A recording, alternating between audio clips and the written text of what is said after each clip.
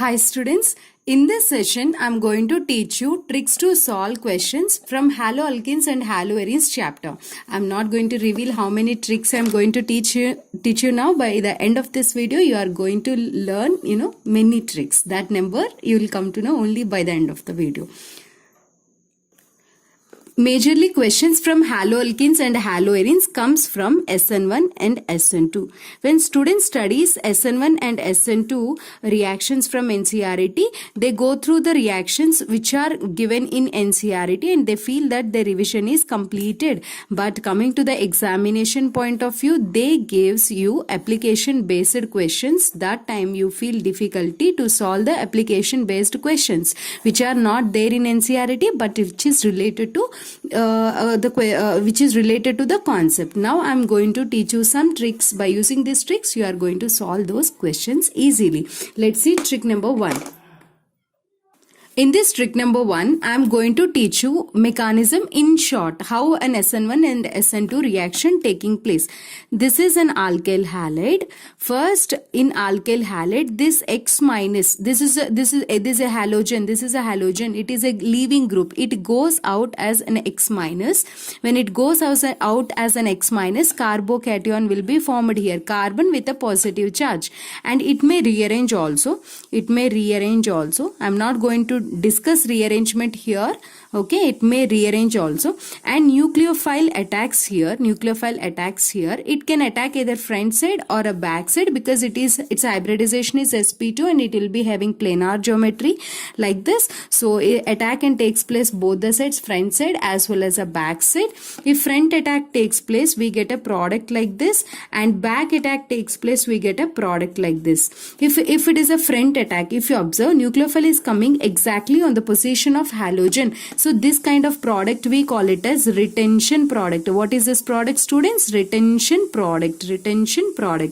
And just exactly here. And if nucleophile coming backside, the product we call it as inversion product. This is inversion product. Total 2 products. One is retention product and one more is inversion product. If you observe here, formation of carbocation is a slow step. Rate depends on a slow step. This is called RDS step. And here rate depends on a slow step. So rate is proportional to concentration of alkyl halide. And remove the proportionality, put a constant. So K is equal to Rx. Here rate is depending on only concentration of alkyl halide. So molecularity is 1 and experimental determination of order for this reaction is 1. Order is 1. That's why it is also known as unimolecular nucleophilic substitution, because nucleophile is substituting SN1 reaction. Unimolecular nucleophilic substitution reaction. Let us see how it happens in case of SN2. Both are very, very important. Alkyl halide is there, and in this case nucleophile attacks directly, whereas halogen is there front side. Nucleophile cannot attack front side, so it comes and attack on back side. It results in the formation of, first nucleophile tries to form a bond with this alkyl group, and then why it tries to attack nucleophile here and here? Because halogen is there. It withdraws electrons from a R alkyl group, so that, or any other group, so that this carbon here, in this carbon it gets a partial positive charge. That's why nucleophile tries to attack over there, and this bond becomes a weak. Whatever the charge is there on the nucleophile, write it on top. This is a transition state, and slowly this halogen goes out and we get a product like this. This bond becomes strong. This is called inversion product. Inversion. And here rate depends on this is a slow step. First step, in this 2 molecules are involving. What are those 2 molecules, my dear students? Alkyl halide as well as a nucleophile. Remove the proportionality and put a constant here. And in this reaction 2 molecules are involved. That's why it is called as bimolecular. Nucleophile is undergoing substitution, doing substitution reaction. That's why it is called as bimolecular nucleophilic substitution reaction, SN2. In this case molecularity is 2 and order is also 2. Molecularity is 2 and order is 2.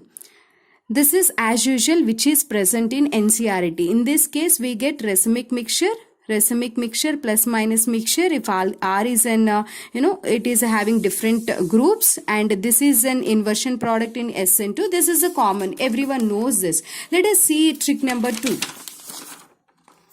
If you observe in SN1, carbocation is formed, and in SN2 direct attack takes place. Why it is happening? Because whatever the nucleophile it is attacking, it is important. Whether if it is a weak nucleophile, it waits until carbocation forms. Then once carbocation is formed, nucleophilic attack takes place.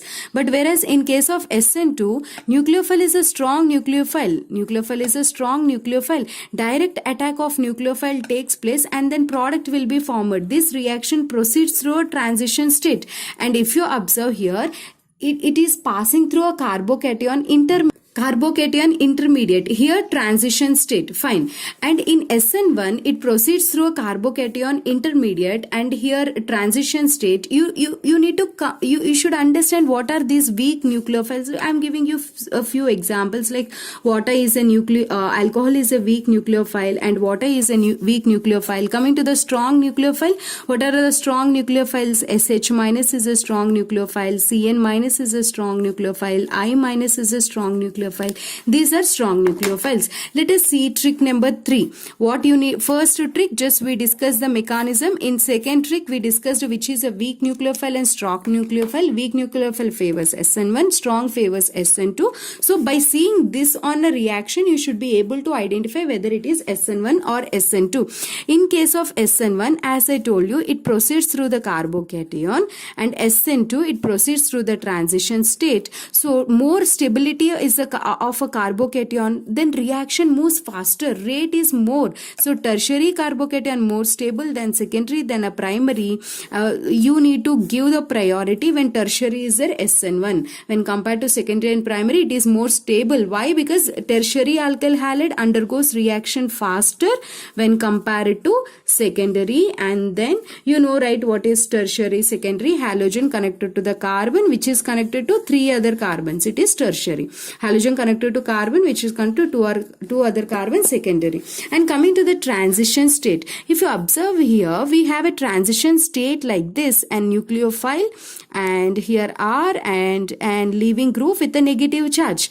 Here transition state is having a negative charge. So if you put any electron withdrawing group, so that the negative charge is pulled by this electron withdrawing group, when negative charge on the species, this one transition state decreases, so that stability increases, then speed of SN2 reaction increases. So electron withdrawing groups is there, then it is favorable. For example, CH3Cl is there, and C double bond OH, I am removing one hydrogen and I am keeping here C double bond OH group. Then in this two, which is having more SN2 reaction, is this is having more SN2 reaction. Why? Because when electron withdrawing group is there in alkyl halide, so that during its transition state, that negative charge will be decreased by this electron withdrawing group, and stability of TS increases and SN2 increases. This is very, very important.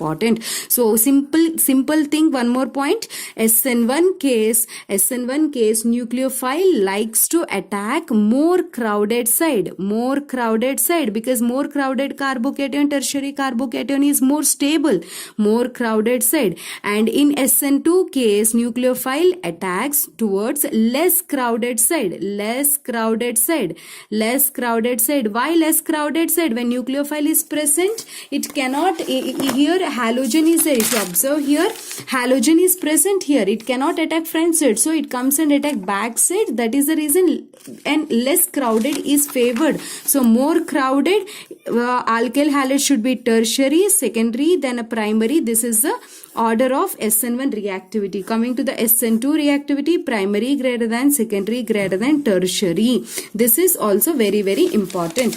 And now the thing is, when trick number 4, when tertiary is there, directly you can say tertiary is there, directly you can say it undergoes SN1 reaction. When primary is there, directly you can say it undergoes SN2 reaction. Coming to the secondary, it may be SN1 as well as a SN2. This is a confusing part to the students, and in exam also questions comes from the secondary. So when secondary alkyl halide is given, so in that case how can you identify whether it undergoes either SN1 reaction or SN2 reaction? That case you need to see based on the nucleophile and the solvent. Nucleophile should be a weak nucleophile. What are the weak nucleophiles, my dear students? Water and alcohol are some examples, and then SN1 reaction proceeds. In case of SN2, strong nucleophiles like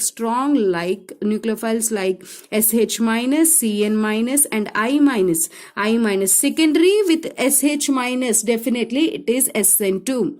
No need to worry of anything. And coming to the solvent also, which is important. What kind of solvent is favorable?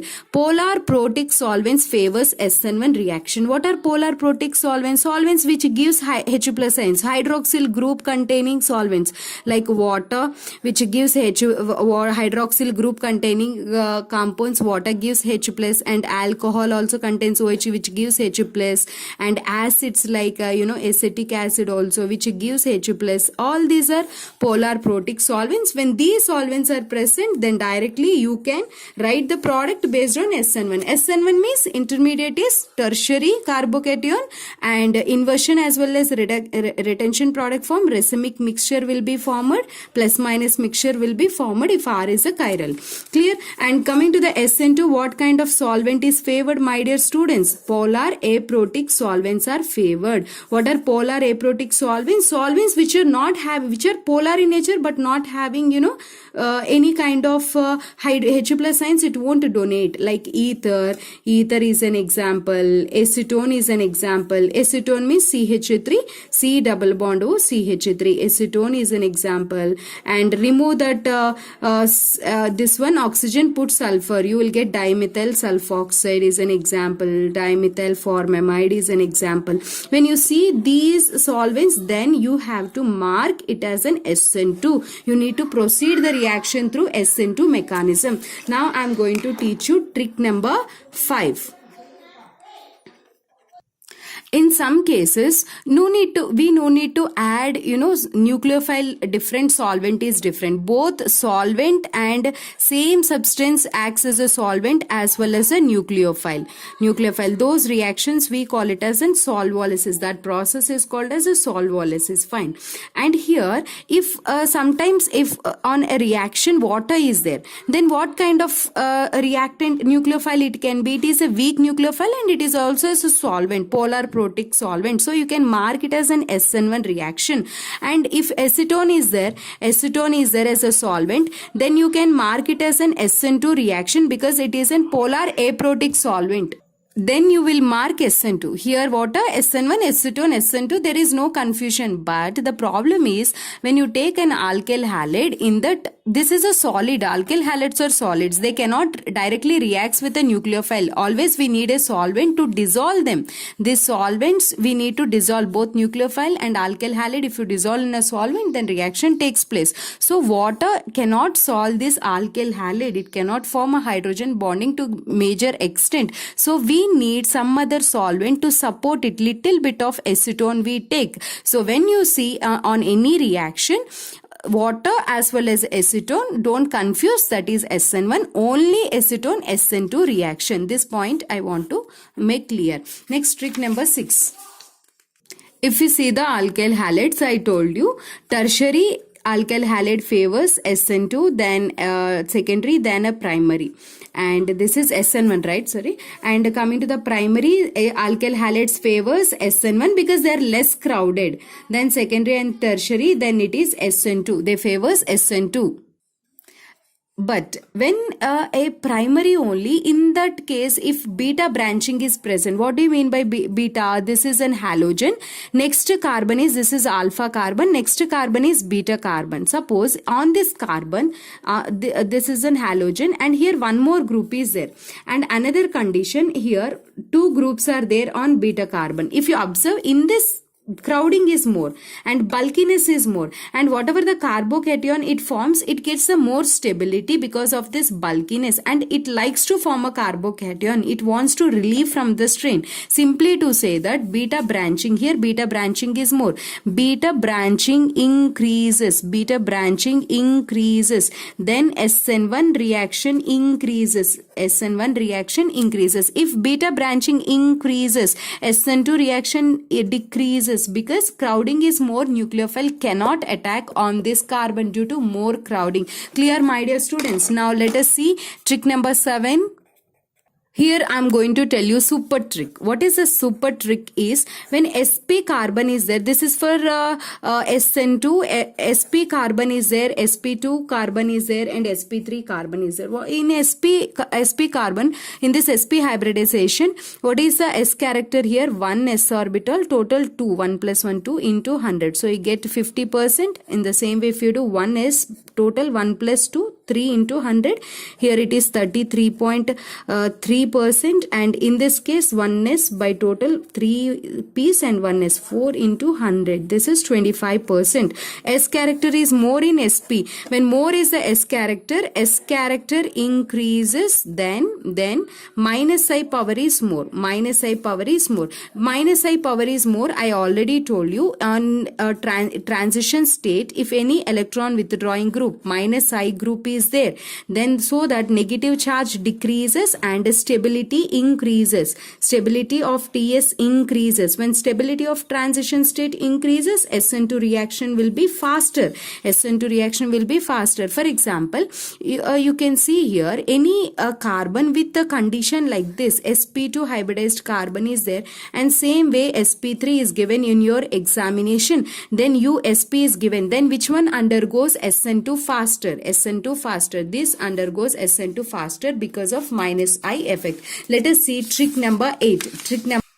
In this trick number 8, I am going to discuss that whereas any aryl halides are present, or vinyl halides are present like this, and these won't undergo either SN1 or SN2. They won't undergo either SN1 or SN2. What is the reason here? Whatever the halogen present here, it will be in resonance like this. So due to resonance, this X gets a double bond character. Due to that partial double bond character, partial double bond character, it is not a good leaving group. X cannot go as a good leaving group. It cannot go, and nucleophile cannot come and substitute. So when these are there in the reaction, you have to give lowest priority in the order. And not only these two, any bridged halides are there, they cannot undergo either SN1 or SN2, because whatever the carbocation formed here, it is not stable, or nucleophile cannot come and attack on this bulkiness, right? So they won't undergo SN1 and SN2. And in case of SN1 primary, we won't see any prime. In primary case, SN1 is very less, and in case of tertiary, SN2 is very less. So this is very, very important. You need to give lowest priority for these 4. Let us see trick number 9. Leaving group is important. Leaving group means alkyl halide what we are taking, it should be a good leaving group. Either it is SN1 or SN2. In both the cases, leaving group should be good. Like alkyl iodide and alkyl bromide and alkyl chloride and alkyl fluoride. This is a good leaving group. You can breaks easily, and iodine attacks as a, iodine goes as a good leaving group. This is the order. Now let us see some questions based on these tricks. Try these questions. I'm going to give you answers in the next video because time is getting more. See here. Try these questions.